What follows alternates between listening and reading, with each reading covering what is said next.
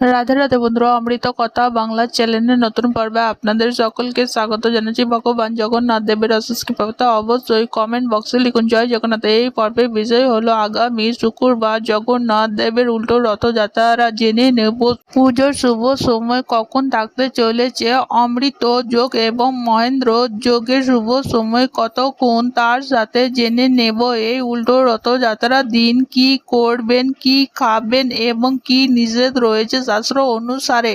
সবটাই জানবো এই ভিডিওর মাধ্যমে। ভিডিওতে যাবার আগে অমৃত কথা বাংলা চ্যানেলটিকে অতি অবশ্যই সাবস্ক্রাইব করুন, লাইক করুন, কমেন্ট করুন, শেয়ার করুন, আধার্মিক নোটিফিকেশন ঘন্টাটি বাজিয়ে দেবেন। আষাঢ় মাসের শুক্ল পক্ষের দ্বিতীয়া তিথিতে রথযাত্রার মাধ্যমে জগন্নাথ দেব, বলরাম এবং সুভদ্রা দেবী মাসির বাড়ি অর্থাৎ গুন্ডিচা মন্দিরে যান।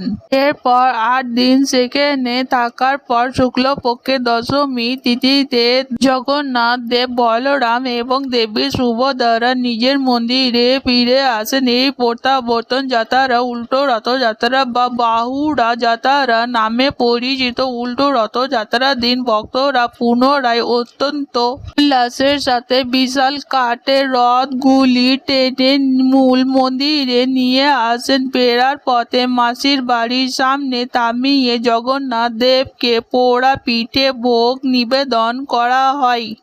এই উৎসবের মধ্যে দিয়ে জগন্নাথ দেব রথযাত্রা বাৎসরিক পরিসমাপ্তি ঘটে। জগন্নাথ দেবের উল্টো রথযাত্রার দিন বা বাহুড়া যাত্রার দিন মূল মন্দিরে দেবালয় প্রত্যাবর্তন উপলক্ষে উপবাস করে রথে দড়ি টানা, হরি নাম সংকীর্তন বা পূজা অর্চনা করা উচিত। এই দিন আমিষ খাবার, পেঁয়াজ রসুন নিষিদ্ধ, শাক যেমন পালং শাক, পুঁই শাক বর্জন করে নিরামিষ সাত্ত্বিক ভোগ এবং মিষ্টি ও মিষ্টি দই খাওয়া অত্যন্ত শুভ। এই দিন কি করণীয়? উল্টো রথে যাত্রার দিন জগন্নাথ দেব, বলভদ্র ও সুভদ্রার রথে দড়ি টানা অত্যন্ত পুণ্যের কাজ। বাড়ি বা মন্দিরে জগন্নাথ দেবের আরাধনা করুন এবং হরে কৃষ্ণ মহামন্ত্র জপ করুন। এই পবিত্র দিনে অভাবীদের অন্ন বস্ত্র দান করলে অশেষ পুণ্য লাভ করা যায়। কি খাবেন? খাঁটি ঘি দিয়ে তৈরি রান্না করা খিচুড়ি, পোলাও, ডালমা, সুজি ও মুগ ডালের মিশ্রণ এবং লুচি খেতে পারেন। মিষ্টান্ন রথযাত্রার বিশেষ মিষ্টান্ন যেমন মালপোয়া, ক্ষীর, রাবড়ি ও ছানার তৈরি মিষ্টি খাওয়া যাবে। শরীরকে ঠান্ডা রাখতে দই ও চিড়ের মিশ্রণ বা ফলের শরবত খেতে পারেন। শাস্ত্র অনুসারে নিষিদ্ধ খাদ্য এই দিন ভুলো মাছ, মাংস, পেঁয়াজ রসুন খাওয়া চলবে না। এছাড়া মুসুরি ডাল, বেগুন, পটল একেবারেই নিষিদ্ধ। শাস্ত্র মতে এই দিন পুঁই শাক, পালং শাক, লাল শাক খাওয়া একেবারেই নিষিদ্ধ।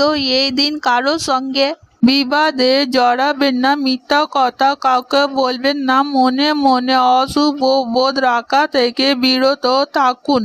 এরপর আমরা জেনে নেব উল্টো রথযাত্রার সম্পূর্ণ সময়সূচি পঞ্জিকা অনুসারে। এছাড়াও জেনে নেব অমৃত যোগ ও মহেন্দ্র যোগের শুভ সময়ক্ষণ।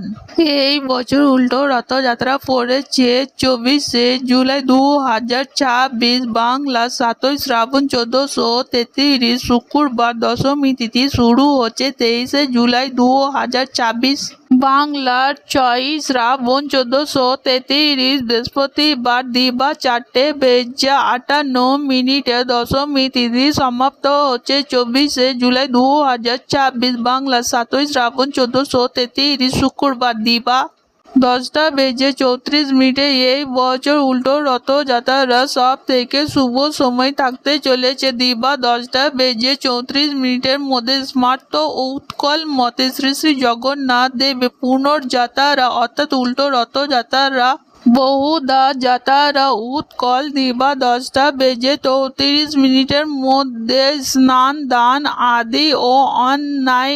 এই দিন অমৃত যোগ ও মহেন্দ্র যোগের সময় খোল।